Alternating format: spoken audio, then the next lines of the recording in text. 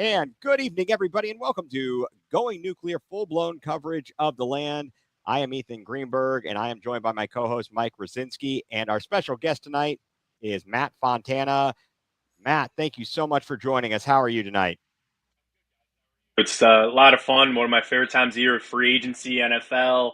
Cavs, obviously, well, not tonight so much, but they're playing well, so it's a great time. It's an exciting time for sure. Appreciate you guys having me on. Oh, absolutely. Thank you so much for being here with us. And unfortunately, Heather I got to say, she got a better offer tonight. She got courtside tickets to go see the Cavs game. So I really can't blame her for choosing that. Although she's not watching much of a game right now, so I don't know. So we are a part of the Fanatical Elves Network, a subsidiary of Fans First Sports Network. So, Matt, again, thank you so much for being here with us. You are a staple of the Cleveland sports media. You've been in it for a long time. So currently, you are at Big Play, correct?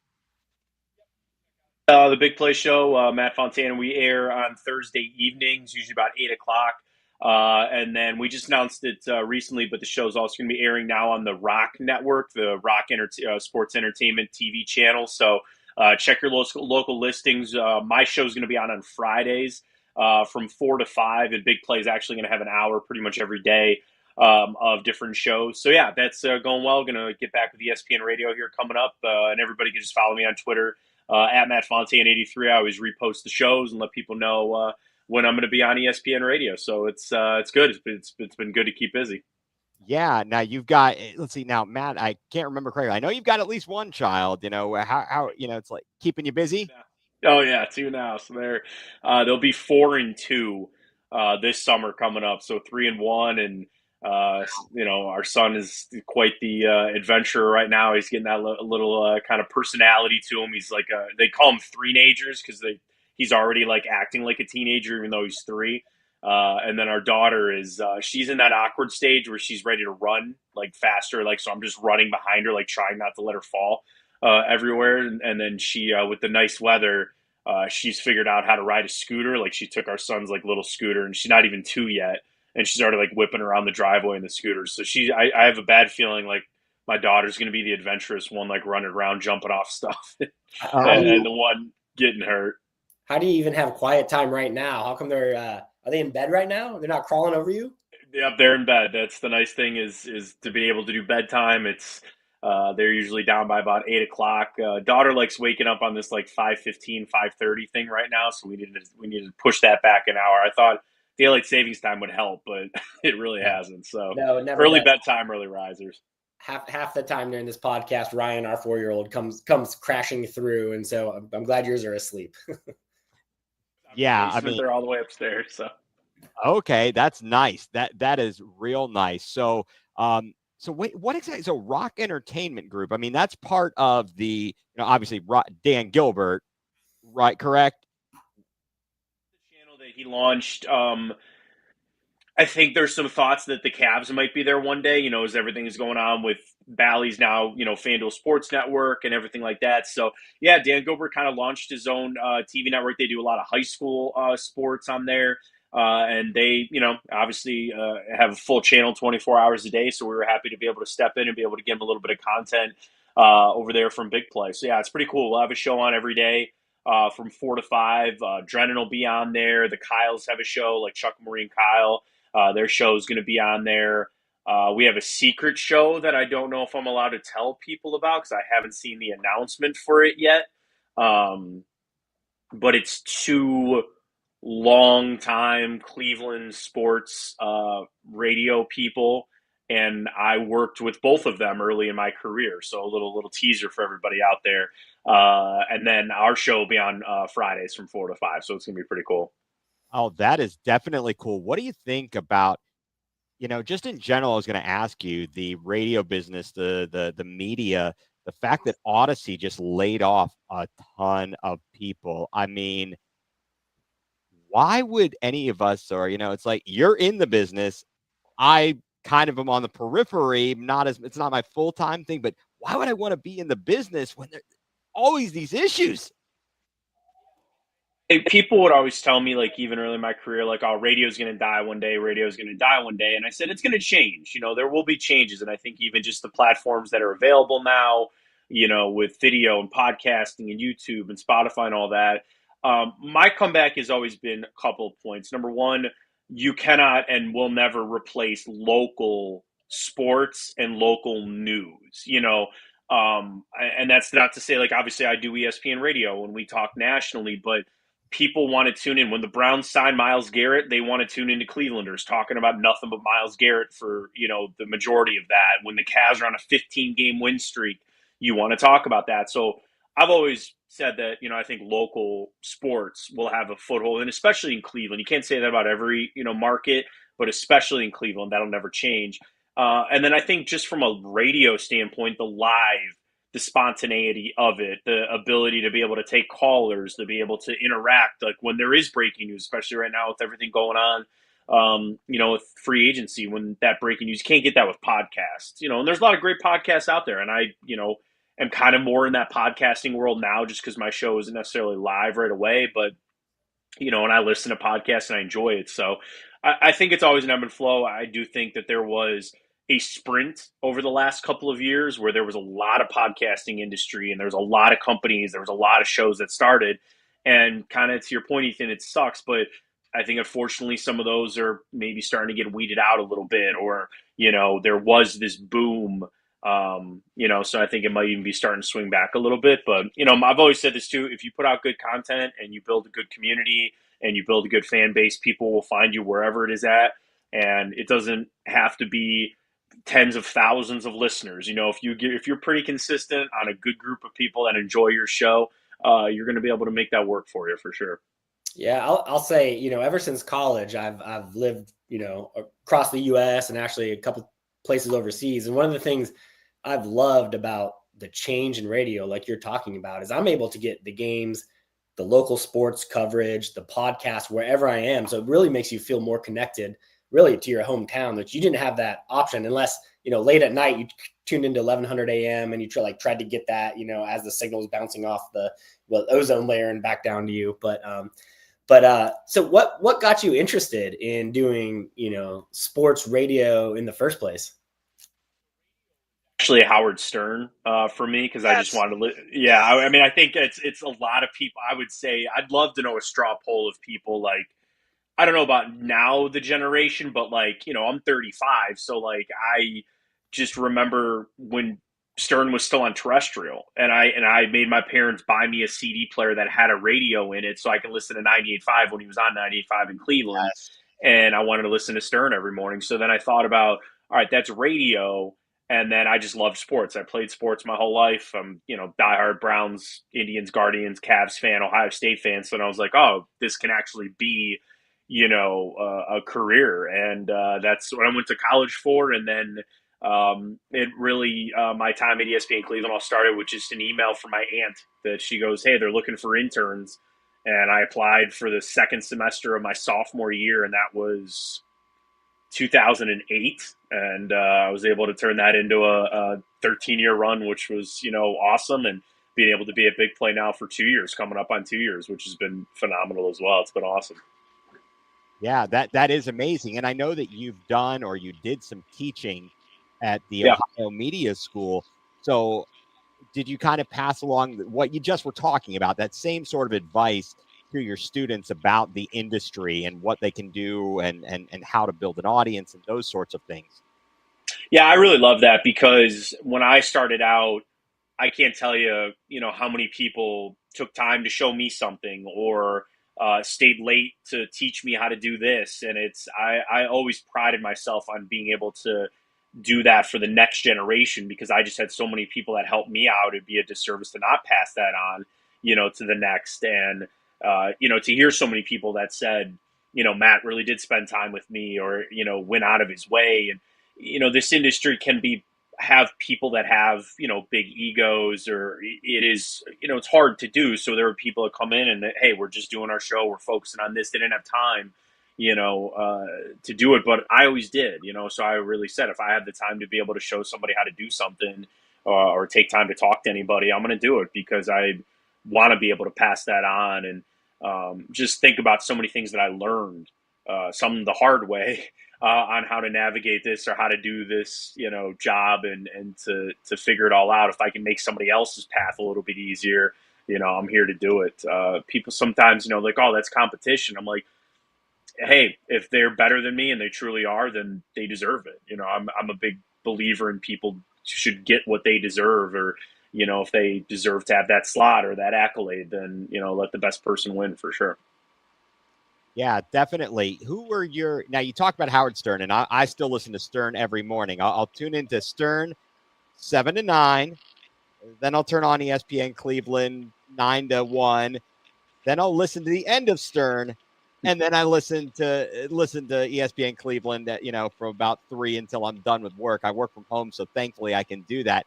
But, other than Stern, were there sports broadcasting people that you really admired? We've had so many legendary sportscasters in Cleveland, but were there any in particular that really you were just like, wow?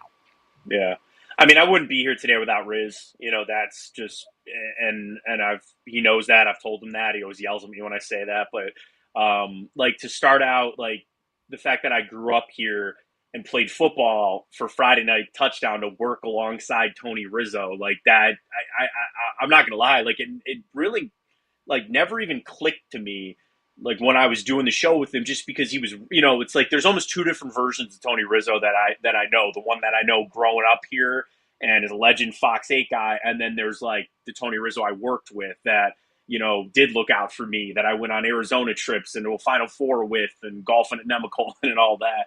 So it's definitely Riz, but just even outside of him, like, starting out working with Kenny Rhoda, working with Brenda, Munch, Michael Regai, then there was just such a group of guys that looked out for me. Will Burge, TJ Zuppe, Chris Fedor, all those guys really taught me a lot. But, getting a chance to work with Aaron, Golden Hammer, was great. Aaron taught me so much.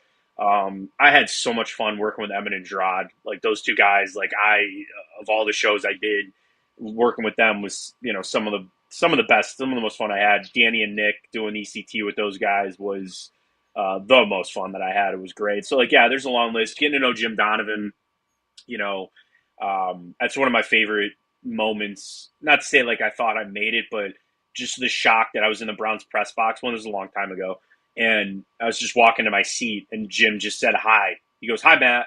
And I'm like, oh my God, Jim Donovan knows who I am. Like, this is the greatest thing that's ever happened to me, So I think a lot. John Telich, everybody looks up to JT, just there's been so many in this town that have been great. But, if I had to single one out, it's definitely, Riz. Just learning with him, being on the show with him, like, it really meant a lot to me. So speaking of Jim Donovan, that's a pretty cool story.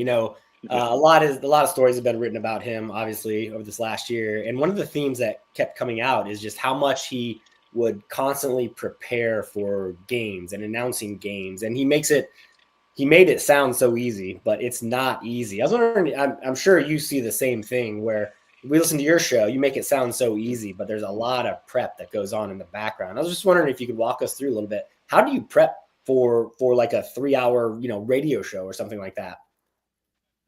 I mean, I think the easiest answer when people would always, they'd ask that, and I go, I never stop prepping.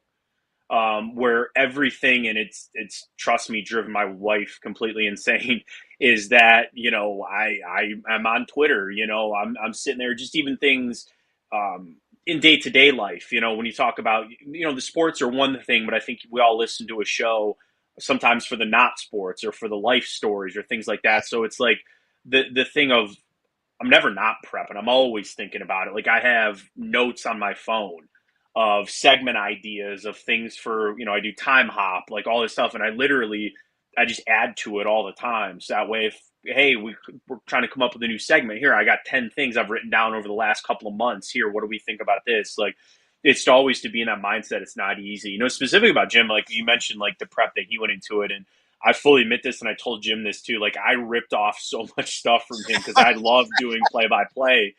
And I did play-by-play at K&R for a long time in high school. And if you would listen to me, there were just so many things that Jim said, because I would just, they say emulate your heroes, right? And my play-by-play hero is Jim Donovan, and it always has been. And just his little descriptors, how he would say, two receivers near side to the left. Then that instantly go, oh, that means they're going this way, that kind of stuff. Yep. I just ripped off so much from him. But yeah, his prep was meticulous because you talk about the wealth of information that you have. And this was told to me about prepping for a show, but I think it also preps for play-by-play.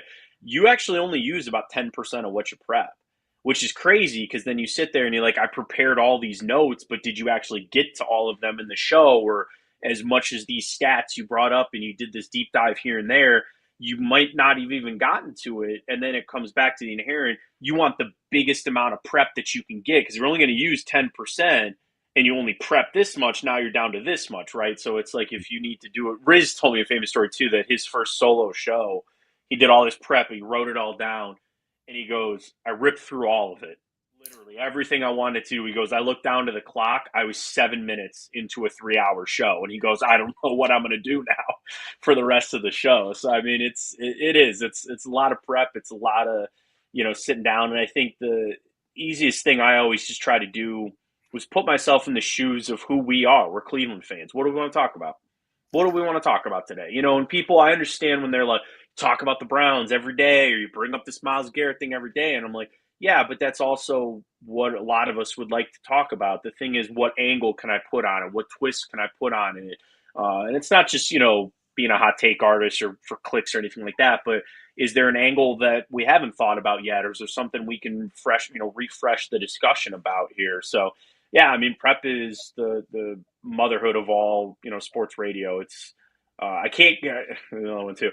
I can't guarantee you're going to have a good show, but I know you're not going to have a good show if you don't prep. That's something that was told to me a long time ago. It's you can't do any I shouldn't say that, but very rarely can you just sit down and do a 3-hour show without prep.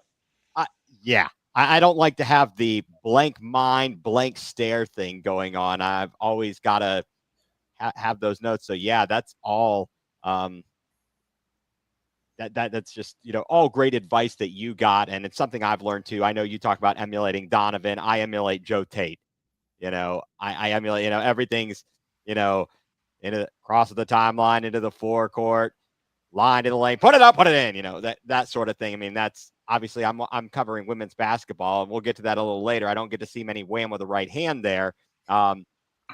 But it was so nice we had Tim Alcorn on, and he is really setting himself up nicely in Cleveland too. He's a lot of nights wrestles with kids. I can't tell you how many nights I just pop my earbud in and turn on the app and I listen to Tim and Jim, and they're really great. Tim's really good at his job for sure.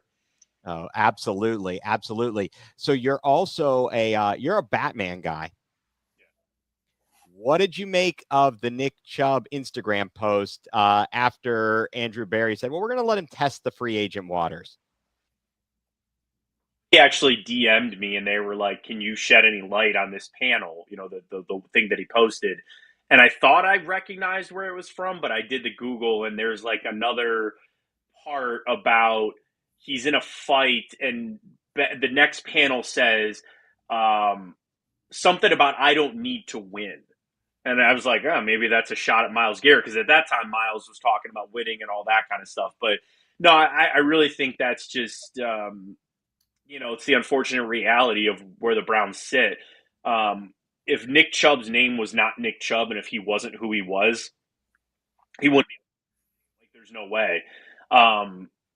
Running back who's played this many years, who's had back-to-back injuries, lower body injuries, by the way. And even when he came back last year, it's unfortunate. He just didn't seem to have the vision back. And again, coming off that knee injury, you wanted to give him every benefit of the doubt to come back. And, I want him to play here. Like, as far as the fans go, as far as what the team needs to do, like, I don't want to see Nick Chubb play anywhere else. And if that means having just to eat up a roster spot and a couple $1 million for him, well, that's sorry. Like, they waste money on worse. Trust me. They've spent that on worse players.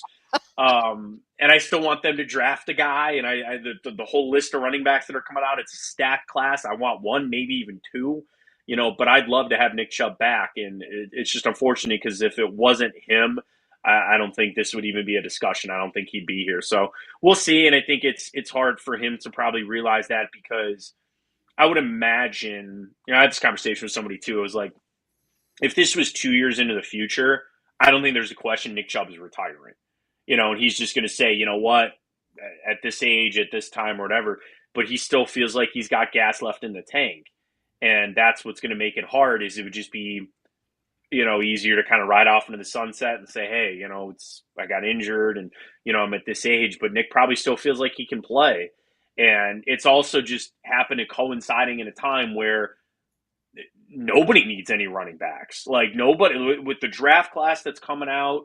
I do think there's a shift, and I think Saquon's been a part of that, but there's just some really good backs in the NFL now, but I just think it's a really hard time for him to get out there and try to find a job. We saw some of the moves today and some of the guys that went around the NFL, but it's like, and I feel for him because I think it's just the worst case scenario where the Browns are pinched here.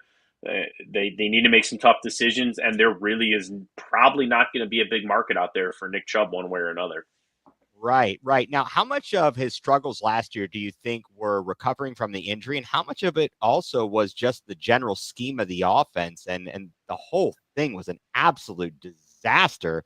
So I don't know how to judge him. And was bad. They were not good. They were banged up. That Andy Dickerson was not getting out of them what they needed to. But I'll just say, like, there were just, and I'm nitpicking. I'm nitpicking to the nth degree here on this.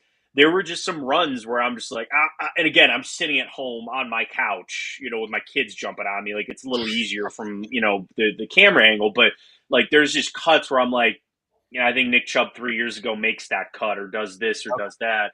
But it's also a feel thing. It's, again, he was out of football for that long. And again, the offensive line was bad. And that's where I hope the Browns would sit there and say they saw a little bit, to be able to bring him back. And how much do you just chalk up the whole season to, like you said, the scheme was just bad. They were just caught, they were just kind of caught in purgatory where it was like they tried this Watson stuff. That didn't work. Then they got to make this shift after he gets hurt. Then they're kind of caught somewhere in the middle. Where did Dorsey's influence start? Where did Dorsey's influence end? Then he starts calling plays, and it was just like a jumbled mess, at that point. So I hope the Browns look at it that way, and they just say, hey, there were some mitigating factors in there. Just from what I've understood or what I've even been told, and I don't think this is any groundbreaking thing. The Browns know how bad their offensive line was last year. They truly sit there, and it's not even to make excuses for Deshaun Watson, but there is an element to that. They just know, frankly, how bad it was for a couple of different reasons. So I think if you can chalk that up in some positions, you chalk that up for Nick Chubb a little bit as well. Right. Talking about people and injuries, you're also, first of all, I heard you had a what was it? Big weekend at the Big Play Ryder Cup. Big drive there. Drive to finish it on out. We're at Dave, Big Play Dave. He's got a simulator in his garage, so he finally invited us all over. It was a 3 versus 3 best ball match, and we went to 3 playoff holes. We were tied at the end of it. Then the simulator crashed, so we had to redo it. We eventually had to play par 4, little dog leg left, and I will fully admit that I was not driving the ball well. I actually put my driver away on 18. We were tied on 18. There was a par 5. And I put the driver away because I was just I get this thing in my head about when I'm inside that I'm going to hit, I'm a little taller. So I'm like worried I'm going to hit something. And Dave keeps telling me, you're not going to hit anything. He goes, you're not Shaq. You're not going to hit anything. But it was just in my head. So on the final hole, I said, you know what? I need to, if I hit something, I hit something. I finally hit a good drive, and we were able to. I think we parred, and then they bogeyed. So yeah, we got the win. That's in the bag. I'm waiting to release the T-shirts once we get the artwork done. So very nice. Should Tiger Woods hang it up? I hate that so much. I mean, I'm a big golf fan, obviously, and I want to see him at 7 events a year. I want to see him at the 4 majors. I want to see him at Pebble, the Pro-Am. I'd like to see him at Torrey. That's kind of his thing. I'd like to see him at Arnold's Place, but the other place I really, really want to see him is at Jack's Place. So if he's got to finagle that schedule to get those in and maybe not play like the PGA or something, that'd be great. But yeah, he ruptures his Achilles. I think the worst part of that was I think he was really having fun with that TGL. I think he was having a lot of fun with that TGL, which kind of maybe got him back in the game. I know his mother passed away, which is awful, but that's what I think really sucked was he was finally starting to get over these injuries and maybe found that love again, where again, I just need him to play 6 times a year. And the tour needed him to play 6 times a year. And if they end up getting this merger done, they're going to need his draw, they're going to need his camera time and all that. So I think it's a bad situation all around for quite a few people. Yeah, I think, Matt, I think you're looking at notes that you don't have from me because you're hitting on things that I've got written down here. You talked about the merger. Is Liv going to survive? Not from a financial perspective of having the backing, but does anybody watch it? They were cracking jokes about, what the 48 people or 40, however many people were watching. I mean, I think it's twofold. It's number one. I mean, I'm just going to tell you how I don't watch it because I don't like them. I don't, what they were, again, I know they were like, well, they're not really sports washing or they don't really stand for this. I'm going to be honest. They took a lot of guys that I really don't care about. The 2 guys they took that I wish I had back were Dustin Johnson and John Rahm, and maybe and Brooks Koepka. I wanted him to come back. I don't like Bryce DeChambeau. I don't like Sergio Garcia. I cannot stand Patrick Reed. They just took a bunch of guys, and I'm like, and the other thing is, outside of again about 5 guys, which are top guys, on any given weekend, do you really feel like you miss them? You still have Colin Morikawa, you still got Spieth, you still got Scotty Scheffler. Like, I would like Rahm and Cam Smith and those guys to be there, and I think they will be. I think eventually this is going to get figured out. Liv's not going to be able to keep doing this.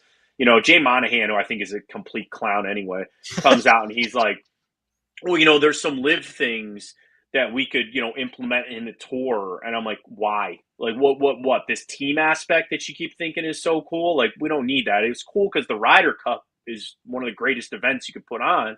And the TGL works from that standpoint. But I think the cool thing about the TGL is the simulator that they're inside. I actually don't really care that they're playing on teams. That really doesn't matter so much to me. But yeah, I mean, I think it'll get done. And I'll fully admit too, there's some tournaments that you turn on and you're like, I don't know who these guys are. That happens, and it's not like, again, some of these other tournaments, not like all these guys are going to show up for them anyway. So I think it'll get done. And I just want to see, competitive golf, and I do want to see the biggest names out there. So we'll find out. Yeah, definitely. Okay, before we turn to our next topic, which we're gonna hit on some Cavs here, let's just take a brief break so that the sponsors can have a word. You are tuned into the Going nuCLEar full-blown coverage of the land and the best doggone podcast in the land crossover here. We are part of the Fanatical Elves Network, a subsidiary of Fans First Sports Network.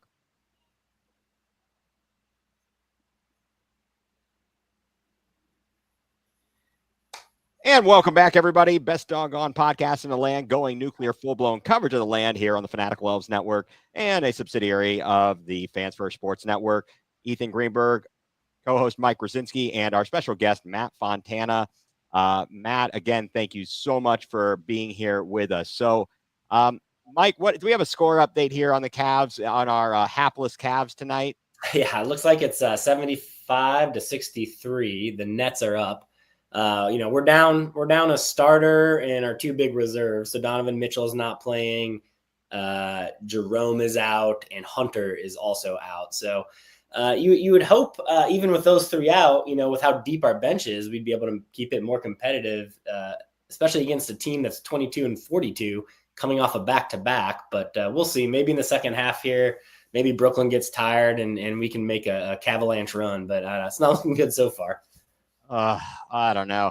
Matt, what do you think about the Cavs? I mean, lately they have been snatching victory from the jaws of defeat. Is that something that we should be concerned about? You've been watching a lot of this. You've watched a lot of it up close and very close and personal. What are your thoughts about that? It's they want to win these games, obviously. So I think you start with the want and the fact that they're able to, like you said, just late game, they get the production that they need. They get some shots. They get some stops. They really seem like a team that is experienced beyond their years. And they got guys that have been in the playoffs before and in big moments. But it seems like they're so confident in what they do and they're so confident in who they are that they believe that they can beat anybody on any given night, even when they're down 10 in the fourth quarter or they have this situation. And I think that's obviously going to bode well for the playoffs. But I also think they have such a confidence about themselves that they're not afraid to lose. And I think that's what sparks these late avalanches and sparks these runs, that they are just so confident in themselves that even if they slip up, and I said that about the Miami game, I said that about not the Portland game. Milwaukee's a solid team.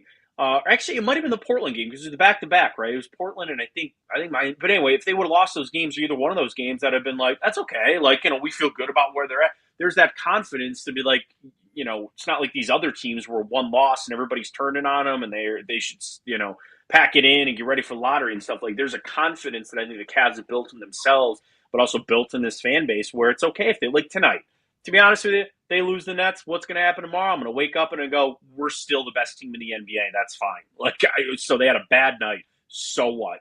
That's something that they can't take away from them. So I think it's been awesome, to see from that standpoint for this team and how, again, I think the biggest word I have is I think they're just so confident in who they are and what they want to do. Yeah, I like too that it seems like during this latest 14-game win streak, they've been winning a different way every night. Whether it was defense, one night when against Milwaukee, it was they'd go up big against one team, then they'd have to fight back, or they get down big and then they'd come back and win it, and you'd have a different leading scorer every night. You had Strus last night. During this 14-game win streak, you had Strus, Mitchell, Jerome, and Mobley all be leading scorers. So it's not one guy. It's not like Boston where you're just leaning on one guy. They're learning to win in different ways, which I think is going to help them in the playoffs too. Different ways. Like, obviously everybody shoots a god-awful amount of threes, but like, you can get Evan Mobley down in the paint. Like, I think Jared Allen's offensive game has been really solid lately and had been a big part of this win streak. And then guys off the bench. Like, I think probably my favorite thing about the bench is the size they can get. When you put Dean Wade out there, when you have DeAndre Hunter, they can just they do so many things. Like, and I tweeted this, I think, after one of the games, and I go, it's got to be so annoying to try to game plan against the Cavs, or like how you're going to beat this team, because there's so many different elements that they do, and some they don't do all that well, but they're pretty darn good in a lot of different areas. And I just think that's where it's so hard. Like, okay, you want to take Mitchell away. Well, all right, now you're going to deal with Garland. You're going to have to deal with the dunks and the alley-oops. You're going to have to deal with the bench. All right, you want to take away their three-point shooting. They're just going to eat you live in the mid-range and the paint. Like, that's why they're so diverse. And a team that so many people were saying that they couldn't build it this way, or it's not what the NBA is right now. It's working, and it's working pretty well. It's been so much fun to see, and it's just, I appreciate it so much because I just love meaningful regular season basketball, and I think we're all jonesing for about a month from now when we really get to go in the playoffs. It's going to be a lot of fun. Absolutely. Are you a Coach JB apologist, or are you? Here's the thing: I was, but you can't not see what Kenny Atkinson has done and not realize that there was some element of something that JB wasn't doing. And that's the thing. It's like, you don't want, like, he got him to that point. It's a lot of Mark Jackson, Steve Kerr, and bring this guy in to get you over the hump. And you wouldn't be where you're at without JB, 100%. I think it's why Detroit is saying, hey, he's maybe just going to be this developmental coach. And he could have a nice, long career, probably making a lot of money as a developmental coach, and he'll coach a team for 4 to 5 years. And that's where it's going to be. And turn it over to somebody else. Maybe he'll get over the hump. I don't know. But I was a JB fan. I was a JB apologist for a little while. But I also kind of felt like, eventually it got to the point where time had run out. And again, you could have been the biggest JB fan in the world. I think JB probably admitted to himself, you see what Kenny Atkinson's done. There was something missing there. It just was. So what's your take on this? So let's say the Cavs, wrap up the number 1 seed with about 8 games to go or so. Do they continue? Do they rest, or do they continue to play for the number 1 overall seed? Thinking that Oklahoma is still going to be neck and neck with them. So that's number 1. And number 2, if they have a chance to win 70 games, do they push for that too, knowing that that's even rarer than winning an NBA championship sometimes? Not that it means as much, but what are your takes on that? Do you rest once you got the number 1 seed in the East locked up, and you push for 70? Everybody, I would. You don't want them to get rusty. You don't want to have them fall into some bad habits and things like that. Not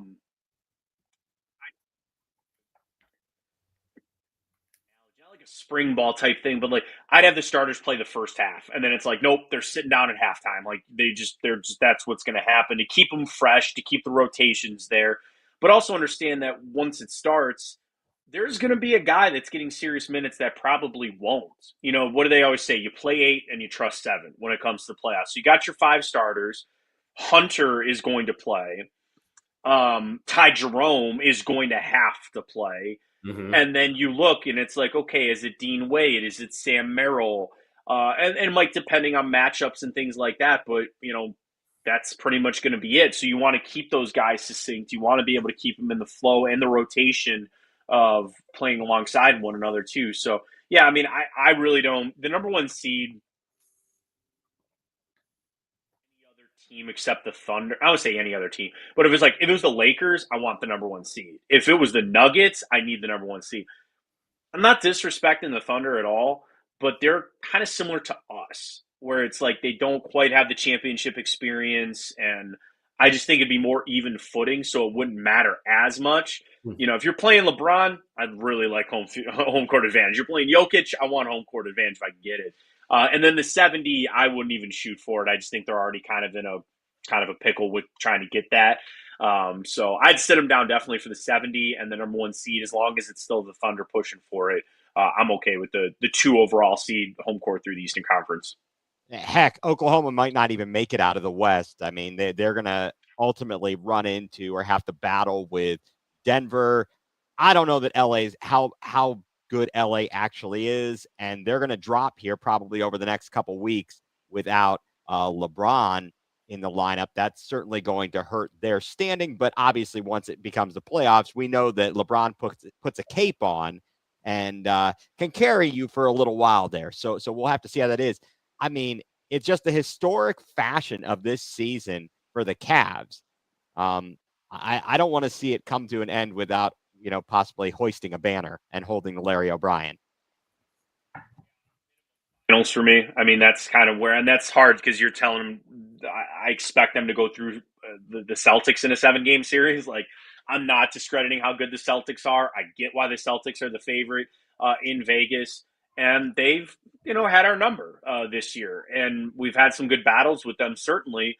But I think overall, from the games we played in them, I would give the slight edge to Boston. I'm not, well, some people would say I'm an idiot, but I get it. Like I get why the Boston Celtics are the Celtics. So, but yeah, as good as this team is, I think at the end of the day, we're all going to sit here and say, what? It's just, it's going to be a shame if we don't get Cavs Celtics in the East. And I really think it's going to be a shame if we don't get at least 2 of the 3 of the Nuggets, Lakers, and Thunder out West. That's what everybody wants to see. I know Adam Silver's thinking about it, all these ideas. Just give us all that. Do a playing tournament with them. Just put those 5 in a hat, Adam. Let them all play one another, and the 2 come out, and they get to go play in the NBA Finals. But those are the 5 teams I think have the best look for the championship, so it's what we want to see. It'd be even better if they put them in a bubble in Atlanta and made them play those that tournament. Is it too soon? Back to the bubble, we can do that. No fans, just have them all sitting in there and all that. Today is the anniversary, so I guess it makes sense. My gosh, I didn't even realize today was the anniversary. That's crazy. Last thing on the Cavs is Mobley. Would you say he's the favorite for DPOY? Yeah, Jackson got hurt now too. So I mean, obviously Wemby was running away; they won't qualify. Now Jaren Jackson is hurt. So that's how it's going to go. And I think the Cavs. Obviously, it was going to get really expensive anyway, but you have the accelerators. Evan Mobley was always going to make, defense and all that kind of stuff. I think it's now interesting that Kyrie Irving is out. Does that open up another guard spot for Darius Garland to sneak onto it all? And I say sneak relative. I'm not trying to be disrespectful to him, but he's had a great season. But now if he makes 3rd team All NBA, that hits the Supermax. We see what the Celtics are at. We know the Celtics cannot survive, and they will not survive this, and that's why the team's trying to be sold. The Cavs are going to run into us. Dan Gilbert can pay all the money in the world. I get that he's got it. There are just so many more penalties in place now with this new collective bargaining agreement, with the mid-level exception, with the repeater tax, all these things. That's why this move for DeAndre Hunter was genius. for the Cavs to get back under the tax this year, to help kind of stave that off. But yeah, I mean, I think for sure he's going to win DPOY. And then just to see what else, like you're staring down the barrel of 3 guys making all NBA in some form or fashion, like that money's going to start adding up pretty quick. I hadn't even thought about that'll put them over the apron, because they tried so hard with these trades to actually get under the apron. But you're right. That's a great point. Yeah. I get where the NBA wanted to set this up. They didn't want the super teams anymore. And it's like, go to the NBA and be like, listen, we actually built this team. You know what I mean? It's not like we went out and got 2 guys to come in on free agency. We literally traded for Jared Allen. We drafted these 2 guys. Yes, you made your big trade for, like, it doesn't feel so manufactured. And granted, the vast majority of the rotation was not drafted here. They traded for Strus. They traded for Hunter. But, like, they found Ty Jerome. They found Sam Merrill, and it's like that's going to help because they're going to have cheaper deals on those kind of guys. But I do think the NBA overcorrected. I really do. I think they really massively overcorrected on what they wanted to do to limit the big teams. And because here's my thing. There's only 30 teams in the NBA. There's only 10 of them that compete on any given year. There's 30 elite players in the NBA, and they're not all going to get on that same 10 teams, but it's like, you have elite guys. Like, really, you can make the case that probably, 20 of the 30 teams really feel like they have an elite franchise player. That number might even be higher than 20, So it's like, I think they overcorrected with trying to knock all this stuff down and not say that you could have all these. And I'm just saying that as a bougie Cavs fan because my team's really good and I don't want to see them get torn down and have to pay a bunch of money. So I guess the rich and the poor, the divide there in the NBA has been pretty big. So yeah, definitely. I mean, wow, like how far have the Nets fallen when they they get what was the name of the owner? I know it's like the Russian guy or whatever, but coming in and then they're like, we're gonna get in what they get, Pierce, Garnett, and Allen. Well, I think Allen did go there. Joe Johnson was there too, but Okay. they basically ripped away the Celtics that won that championship, and that went up. Like, I don't want to say super teams in LA because, like, I mean, the Clippers were an unmitigated disaster, but that was Yes. just the injury. LeBron with AD, the Lakers, they won it. Okay, fine. Like, the Nuggets are another good example of a team that they Yes. kind of feel like they're a super team, but they built it the right way.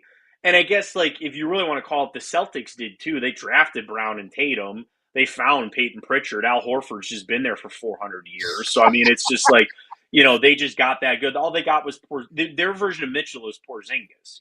That's what they got. And I think it's probably shown out, like the 76ers too. If you go that way, and granted, they drafted Embiid, but like it's just manufacture all this stuff. It just doesn't really seem to work out that way. Yeah, kind of crazy how that happens. All right, so it's the normal hottest, most hated topic in Cleveland, the Browns. It's either you love them, but you hate to talk about them because normally it's been an abject failure on so many levels for so many seasons. The Myles Garrett saga ends out of seemingly nowhere, where his camp is saying we're not signing. He wants to be traded. We're closing the door on contract. You got Andrew Berry coming out. You got Kevin Stefanski talking about him still being with the team, this, that, and the other. I guess the first thing is, what changed? What changed? And a check and a lot of money. I mean, I think it surpassed what I thought Miles was going to get. I didn't think it was going to be 40. I thought it was going to be 36. The injury guarantee versus fully guaranteed, like that, I mean, it's kind of one and the same, but I thought he was shooting for 100. It's 20 million over that. Like that, they literally, it feels a lot like the Deshaun Watson deal where they had to blow him out of the water, and they did. They came in and they said, we're going to give you an offer that you cannot turn down. And I just think the Browns also made that, I know this has kind of been reported on and it's kind of been leaked out where the Browns made their case and they said to him, like, dude, we're not trading you. Like, it's just not going to happen. We can't do that. I was steadfast they weren't going to do it before June 1st. I thought there was a world they could, but they were definitely not going to do it before June 1st. So they probably sat down and said, listen, man, it's not going to happen. You're under team control. This is not the NBA. I know you're represented by Clutch, who started in the NBA. It ain't going to work this way. So you might as well take this deal. And I think probably at the end of the day, the reassurance Myles Garrett's large shoes for a second. And if I was in his situation to see everything that had happened, you got to realize, number one, people get upset when I say it, you, in a way, for trying. They were void of a quarterback. I mean, again, I was a Baker Mayfield fan and defender, and I famously said once that I thought you could win a Super Bowl with Baker Mayfield. I still think he can. But they literally went all in for the one position that you would go all in for. It went belly up. Deshaun Watson is not a good person. Like, whatever. You set all that aside. But they swung and missed for the right thing there. Juncture to just, if I was Miles, all I want to hear is that you're not going to stop. Because it'd be easy to sit there and say, we spent a lot of money, all these picks. It's time for us to cool things down.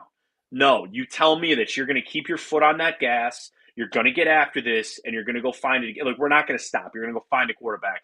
Well, whatever you believe on Kirk Cousins, whatever you believe on the drafted guys, like, as long as I heard that from ownership or from the front office to say, listen, we're not going to stop trying, then I'm in, and I'll sign the richest contract in, defensive player or non-quarterback, NFL history. That's a nice little cherry on top of that. But I think as long as it came across, number one, we're not trading you, and number two, we are committed to fixing this. Like, that's all he could really ask for, and I'm sure that's what he got. Yeah, those are great points. Well, does the salary cap mean anything anymore? Like, how are the Browns doing this? About 2 of the last 4 years, 5 years, they, sign these massive contracts and somehow they keep pushing money down the line. Is this really going to hamstring us here in about 5 to 6 years where we will have to do a rebuild no matter where we're at? No, because I mean, the way that it's always been explained to me is they're writing themselves interest-free loans because the easier way to think about it is like this. So the money that they gave Deshaun Watson, right? It's worth $1 today. When the salary cap keeps going up, it's only 80 cents in the future. So you're saved yourself 20 cents right there, right? Because they look at the percentages, right? So like, I don't even remember the figure, but I think Deshaun Watson accounts for like 35% of the cap. Well, in 2 years, it'll be 32% of the cap. Then it'll be 31%. Like, it just keeps going down and they're able to move. What works is Jimmy Haslam is willing to keep cutting checks and write cash. I know there's people, a colleague of mine, James Rapine, he covers the Bengals, and the big narrative out of Cincinnati is that the Brown family, they have a cash problem. And James is fighting that narrative to say, no, they don't. And I kind of look at him and I go, well, prove me the other way. Like, you got to have the money on hand for these restructures. So it is sustainable to a point. Eventually, you got to pay the piper. But that's where you need your draft picks back, and you got to hit on some of these. Like, you got to get these guys on rookie deals, cheap deals. And I think you ask yourself this, like, what positions are you going to invest in? And I think you invested in the right ones. You paid a wide receiver, you paid a corner, you paid a pass rusher. Those are the positions, give me an offensive lineman here and there. If DeJuan Jones can get over this injury and this weight stuff, then he becomes, a potential big piece there. You're paid up in the right spots, and those are the spots you want to win. Now, the biggest position is the one that you don't have and the one that you're going to pay eventually. That's when here's the thing. You look at the 49ers. What are they doing? They have been ravaged over the past 4 days. Trading Debo, Dre Greenlaw leaves. Why they let Hufanga leave, I have no idea. But, all these guys are leaving because they know they're going to have to pay Brock Purdy, because they're going to have to pay him his money coming up. So, yeah, it's sustainable to a point. And then once that rookie gets off that rookie deal, you're going to be hurt. But that's the thing. Imagine this. Imagine if the Browns could find a guy for 3 years, because everything else is good right now. If you could just find a guy on the cheap for 3 years, this team would be competing. But, yeah, it's sustainable to a point for sure. Kenny Pickens, we got our guy. Yeah. Oh, good. It's like, it's an upgrade over DTR. It's like, like, this afternoon they're like, oh, Joe Milton's going to be available. Like, oh, go do that. I kind of think I know what Kenny Pickett is. Like, take a swing on. I had somebody texting me today about Trey Lance. They're like, well, go do that. I'm like, I would like Pickett. I get it. First round pick, was not a good draft. He's at least started games. It's an upgrade over DTR. At the end of the day, it's better than that. You want to try to catch lightning in a bottle, I'd maybe go with somebody else, but I wanted Justin Fields here. I wanted him here last year. That didn't happen. I would have taken him again, but here we are. So who is your ideal quarterback now? Now that some of them are off the board, who do you want the Browns to get for, let's say, not through the draft? Who do you want them to get to be their bridge? And not like Kirk Cousins. He's going to come here anyway. Like, the shoulder injury, that's why I sucked. I'm like, well, yeah, you're also, 35 years old now? Like, that's not going to fix anything. He knows Kevin Stefanski's offense. Yeah, well, like, so does Nick Mullins. Like, okay, great. Like, what is okay, so he can run the offense, or he knows that. Like, it's hard for me to not pick him because it's not going to be Aaron Rodgers. I don't want Russell Wilson. Brissett signed today. I would have been interested in Danny Dimes, but obviously he's got a chance to go start and beat Anthony Richardson out. Like, hell no to Carson Wentz. Like, I think Flacco is just done. I just don't know if you can get the magic out of that well again. So it's like I'm kind of resigned to Kirk Cousins just as far as the veteran kind of route goes. But I think that was Kenny Pickett's spot. So if you had to pick somebody there, like, I would have listened to Mac Jones, but they go with Pickett. They'll wait. I think they're just going to wait out Atlanta. They're going to eventually, I think, release him probably, and then you can pick him up on the cheap, and then hopefully find your guy in the draft. Who is the guy? Bad. He's going to go one. It's either going to be to Tennessee or it's either going to be the Giants that they trade up. I think it's going to be the Giants that trade up. Yeah. It's, again, oh, well, he'd be Bo Nix or he'd be the 7 in the past one or whatever. There's just some things about Cam Ward that I think you can win with. Shedeur, I just think there's more work there. I've always maintained, like, when it comes to quarterbacks for me, there's a parallel universe that Josh Rosen is a 3-time Super Bowl champion. They're just like there is, Oh my God. It's Patrick Mahomes could have failed. Like, it's just so much about the place that you go, the system that you run, and emphasizing what you do well, and creating all that. So, like, when people write off Shedeur Sanders, like, oh, he's not going to be very good. Like, I don't believe that. Like, I think anybody, it could work. I would say anybody. But for a lot of guys, there can be a system that works. I just think there's more. And I'll just default to a guy with a stronger arm in Cam Ward. I love his release. I think his footwork's a little cleaner. The pocket presence a little bit better. I don't want him starting. I don't want either one of them to start in week 1. I want them to sit these guys maybe in for the whole season if you could stand to do it. Sit them, work on that kind of stuff, but I'd be over the moon for Cam Ward. And that's also, everybody's talking about this 26 draft class and Nussmeier and what's Arch going to be and all that. I'm not going to lie. There's not a lot of guys in that draft just watching this past year of college football that's like, oh, we got to stop everything. Here comes the next Trevor Lawrence. Here comes the next Andrew Luck. Like, I don't know if I see that. So if you got your opportunity to take him, if somehow Tennessee screws this up and he's sitting there at 2, or if the Browns want to go up and get him, I'd love to get Cam Ward here. I would. Well, right. I mean, tell me if I'm wrong in thinking this, but I'm not playing for next year's draft. I don't want to suck again this year. Give me a freaking quarterback that can play. I mean, I don't know if they're going to be ready and they're going to be able to pull what Jaden Daniels did this past season. I don't know if they're going to be able to do what CJ Stroud did, but I'm going to take my chance now. I'm not going to try and bank on like, oh, I'm going to end up winning 7 games, and now I have to give up a bunch of assets to move up the draft board to get the guy I really want at the top of the draft. No one's going to let you get, like, look, when Peyton Manning was going to be number 1, I know there was a Ryan Leaf discussion, but think about the price to get, like, I know this is a Hall of Famer. I got to get this guy. That's ridiculous. It's absolutely ridiculous. So I'm thinking, look, you need a quarterback. We're at number 2. Take a quarterback. This conversation with somebody about, and they kind of do like some scouting, some stuff like that. Okay, And okay. it's an interesting time in the NFL where, and I think the number is really more close to 20 teams would tell you that they have a franchise quarterback. And yeah, it might be Trevor Lawrence, it might be Kyler Murray, it might be Dak Prescott. And those are guys that'll get moved off. We saw Geno Smith get moved. They couldn't get the deal done and they kind of move off.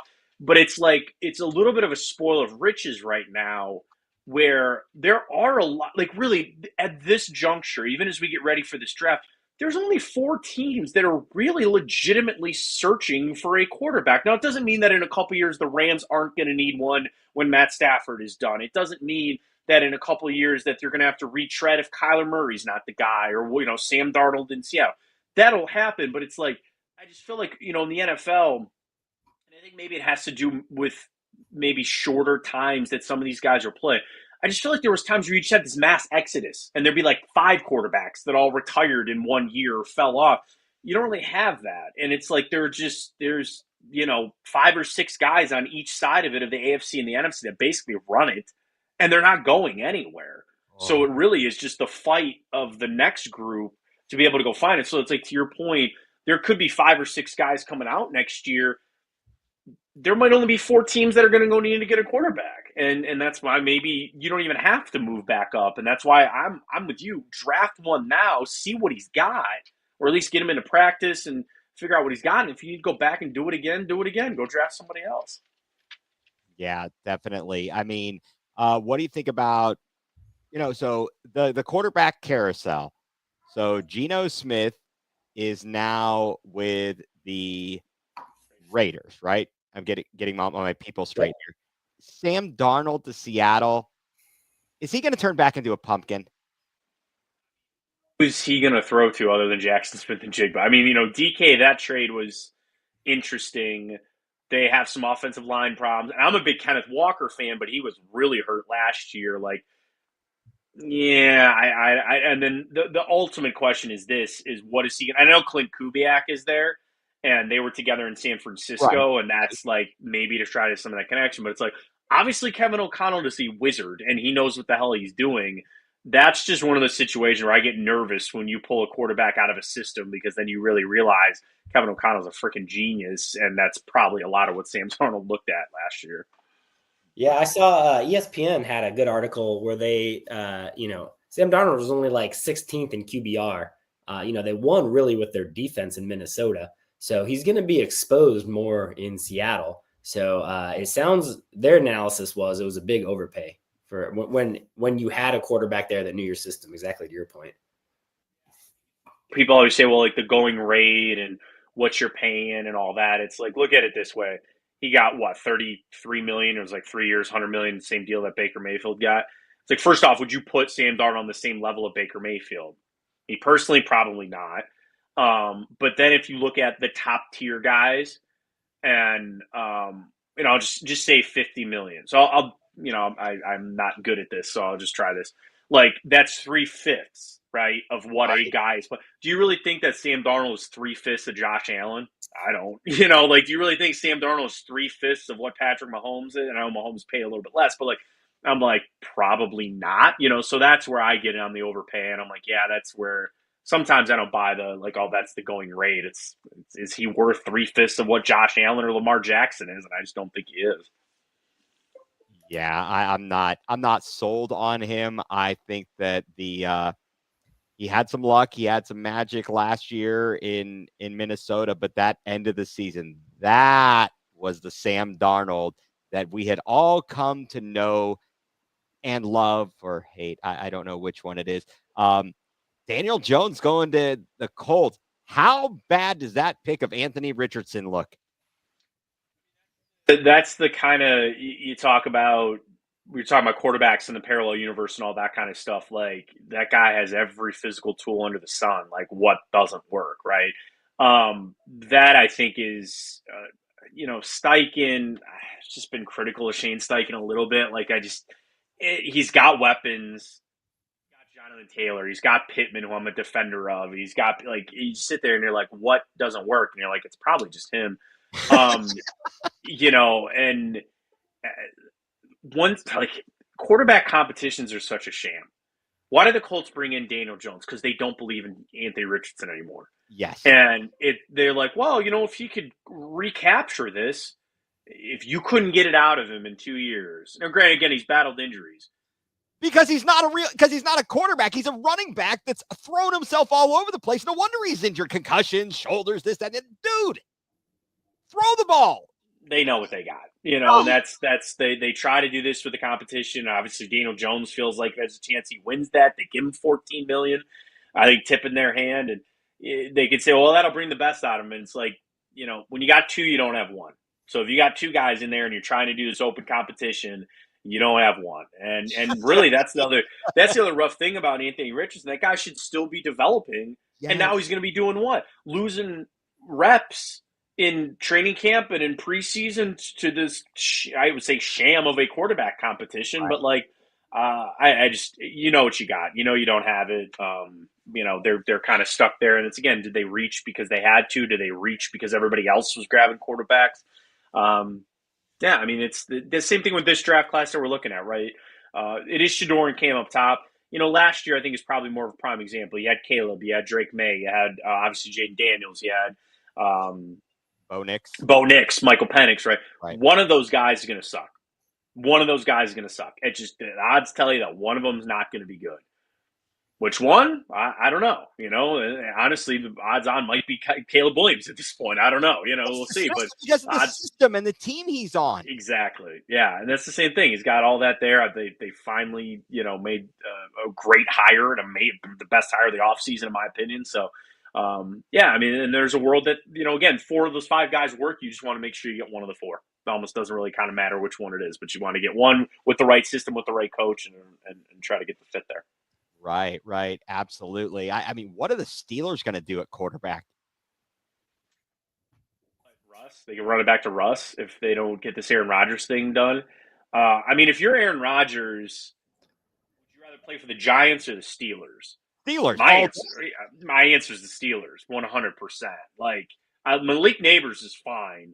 You got a lame duck coach and a lame duck GM, but both those guys certainly should have been fired, after the season. They didn't. Better weapons now in Pittsburgh, better defense. I don't understand why Aaron Rodgers isn't begging the Steelers to get this deal done. It sounds like he's anti. We're just trying to get money out of it. I don't know. But if I had to guess it, I just think it's probably just I cannot for the life of me envision Aaron Rodgers in a Steelers uniform. I'm going to say he goes to the Giants. I think Russ goes back to the Steelers. That would be honestly great. That would be great. Yeah. Thank you. Please go back to the Steelers, Russ. We love you there. Well, I would love to see Aaron Rodgers. I think he's washed up. Let him go to the Steelers and ruin that franchise. Although nothing ruins the Steelers franchise, so that's just my hope. I was going to burn that down to the ground. It would probably be him, because you see Tomlin yelling at him for doing his Pat McAfee hit while they're in the middle of a meeting or something like that. I would love to see that. They show up at Latrobe, PA, where they do their training camp. They're like, "Where's Aaron Rodgers?" He's doing ayahuasca in the Himalayan mountains. I'll be back next week. Oh, okay. I'm sure Mike Tomlin would be real measured and accepting of all that, but. I don't know. Maybe that's what Rodgers needs. Maybe he needs a guy that's going to break a foot off in his rear end. Maybe that's Mike Tomlin. But that would just be that of all the things that Mike Tomlin's been Teflon about. And trust me, there's a lot of people in Pittsburgh that can't stand Mike Tomlin. They've wanted him fired for years after years. But that would be. It almost wouldn't be fair to Mike Tomlin that that's what takes him down. You know what I mean? After all he's been through, it's Aaron Rodgers is finally the thing that takes you down. So. Maybe it's me wishing that too. I have a lot of respect for Mike Tomlin. I don't want to see him go down at the hands of Aaron Rodgers. So that's interesting. That's interesting. Okay, we're running a little bit long, but I wanted to ask you just a couple of things. One, so you and I kind of have a sort of a connection, a crossover. Not just the Rizzo family, because I got to work with his dad in my first broadcasting. Kind of, sort of. And it also relates to something, of you. You did a tryout for the Lake Erie Crushers. I moved to Virginia in 2003. So this was after I'd already moved. And my buddy's like, oh, you got to listen to this thing on the Land on Demand, the classic section. And I'm listening to this. And First of all, Gerard and Rizzo are cracking up the whole time. And I was just like, was this for real? I didn't know specifically. I mean, you went and you did this open try. I guess it was an open tryout for the Crushers. The backstory was I played baseball, wrestled, and played football my whole life. And Okay. I played football for a couple years in college, and then I got done. And I had played on some rec league teams and all that with my buddies. Well, all my roommates in college were baseball players. There's one Okay. that worked at the radio, and he's like, "Hey, we got a house. You want to move in?" And I said, "Sure." So I moved in with all these guys. And they played D3 baseball, and they go, "We have a summer team that's technically semi-pro. It really is just glorified, hardball, overhand, all that wood bat league." And they go, "We need a catcher." And I was like, "Well, I'll do it." And I caught my whole life or whatever. So I played that for years after college. And I was playing that when I was on the really big show, and Riz and Gerard and Casey used to give me so much crap to like, grow up, give it up, you're going to get hurt. They'd catch me out during the show, like looking up baseball pants and new bats and so they would just make fun of me all the time for it, which was great. So then we found out that the Lake Erie Crushers, and they still do this, they're a Frontier independent team Right. every year. And I think it's probably, honestly, coming up soon. They have an open tryout. Anybody under the sun, I think it's a $50 or whatever it is fee, you could just go to the open tryout. So we got in contact with the Crushers, like, do you care if we broadcast and Matt tries out? And they go, sure. But here's the cool thing. Nobody knew. The coaches were not told, like, hey, this is just some radio guy, like, screwing around. They literally thought I was there to try to make the team. So I went out there. I was obviously much younger than I am now, better shape than I am now. But, yeah, I did all right. I hit pretty well. That's always kind of been my thing. And I just didn't want to run, and I didn't want to catch. So I was like, I'll try out as a first baseman, which was like the other thing that I did. And I think I did all right. And then the show was wrapping up. So what it was there was a tryout in the morning. And then if they selected you, you got to play in a showcase game that afternoon. Okay. And then they would take somebody from the game and you'd make the roster. Well, we were done at 1:00. So I did the tryout and the workout, and I'm packing the stuff up. And I don't know, somebody told me that they wanted me to stay for the showcase. I was like, no. And I was like, no. We're done. Like, we did our thing. Like, we're going to move on, And that was Riz's thing. He's like, get out of here. I don't need you thinking about him any more than you already do. Like, give up the dream. But no, that was of all the memories I have on RBS, that is one of the top ones for me. I had a lot of fun that day. It was cold. It was really cold. But it was a lot of fun for sure. Oh man, that's great. Yeah, I got to experience the traveling with the Frontier League with the Canton Crocodiles. Mm-hmm. And did my first broadcasting with them when, unfortunately, Riz's dad got sick, and I happened to be in the right place at the right time as an intern and got to travel with them. And then eventually, toward the end of the season, his dad comes back, and we were up in London, Ontario, the London Werewolves, and eating at I think we went to a Big Boys, and eating at a Big Boys with Riz's dad. That's a story, though.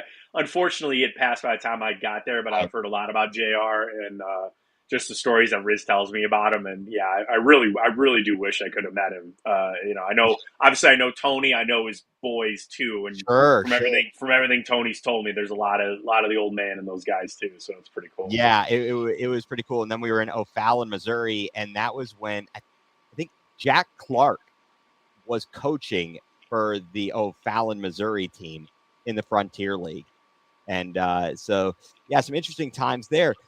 You went to Baldwin Wallace, and have you been keeping track of their the women's basketball team? Yes, they're advanced in the D3 playoffs, and Coach Hare I called so many games, for obviously the men and the women, but the consistency that they had even back when I was still in school. And now BW's really turned themselves into a baseball powerhouse, a wrestling powerhouse.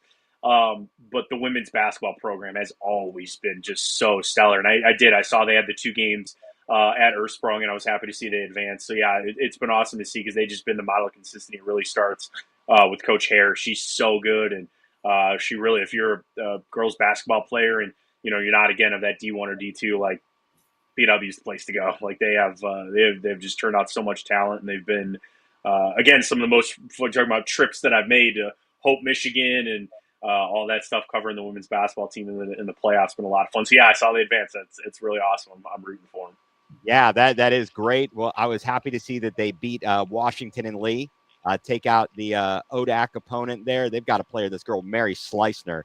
She's unreal. Especially for that level. I think the thing is, though, she's only 6'1", and that's maybe why she can't play at a higher division. But, Randolph-Macon, who I've been broadcasting for this is the 17th season of doing the games, they're going on. They're playing in Gettysburg. But we've got NYU in that part of the bracket. Okay. Yeah, and it's so interesting too to see, like, because they would do the home games and you'd play twice there if you advanced, or if it was that, because there was one year we played.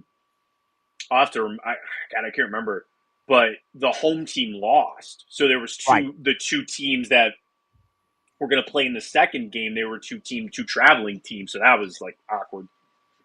But yeah, there was a lot. I had a lot of fun trips, and there was some. God, I remember Hope. There was another team that it might have. I don't say it was Rochester Jefferson. There was another team that they just always seem to be running into come the postseason, and they were really solid. But yeah, the BW Wins program has been stellar for a long time. Yeah, I don't know. I'll have to look at the bracket, see how far Randolph-Macon can make it. I know this is the first time they've been in the Sweet 16 since 2007, I believe. So before I started doing it, and they've made it as far in maybe the 06 season. They lost in the national final to Milliken. I don't know if you've ever heard of that. That would have been no. Yeah, I don't know. They had one bad day apparently, and so I don't know. But yeah, so from one, you're an official Yellow Jacket. I'm an honorable mention Yellow Jacket here. There you go. So we got that going. Just thought to ask you about that. But we are, we're running a little bit long here.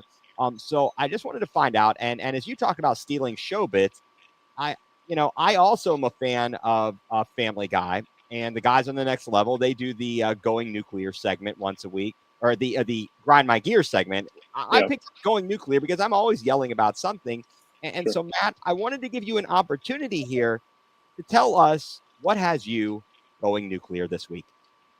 That's a good one. I mean, the first thing when you kind of mentioned we're going to do this, I was like, how the national media has not just warmed up to the Cavs, but it's also like we're starting to get more national games.